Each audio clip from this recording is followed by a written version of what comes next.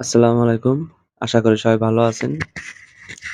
দেখেন তো এই জায়গা কেউ চিনতে পারেন কিনা?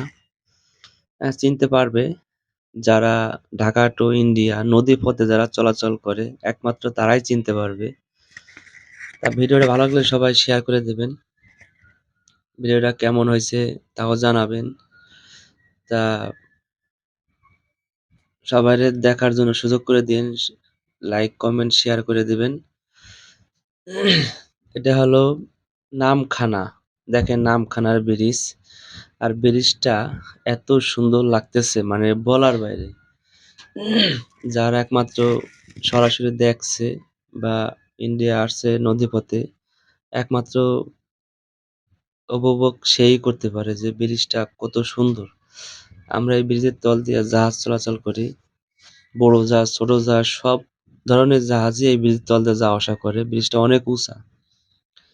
তা ব্রিজটার কথা মনে পড়লো, আমাকে বাংলাদেশে একটা ব্রিজের কথা মনে পড়লো।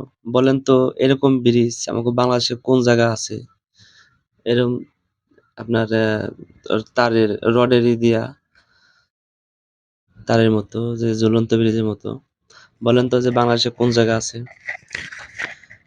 তা আমি বলে দেই যেহেতু আমার মনে পড়ছে। এরকম একটা ব্রিজ মানে এই ক্যাটাগরির ব্রিজ আমাগো চিটাগাং কর্ণফুলী ব্রিজ। দেখেন তো সবাই মনে করতে পারেন কিনা? যারা কর্ণফুলী ব্রিজ দেখছেন তারা একমাত্র চিনবেন। যারা ভ্রমণ ভ্রমণ করে বেড়ায় চিটাগাং এদিক সেদিক সব দিক থেকে ভ্রমণ করে বেড়ায় তারা একমাত্র চিনতে পারবেন। তা ভিডিওটা ভালো লাগলে সবাই শেয়ার করে দেবেন। তা অনেকের কাছে ইন্ডিয়া বাংলাদেশ যাতায়াত মানে যাওয়া আসা অনেক কষ্ট হয়। কারণ এটা হলো বন্দি জীবন। বন্দি জীবন এটা। তা ভিডিওটা সবাই ভালো লাগলে সবাই শেয়ার করে দেবেন।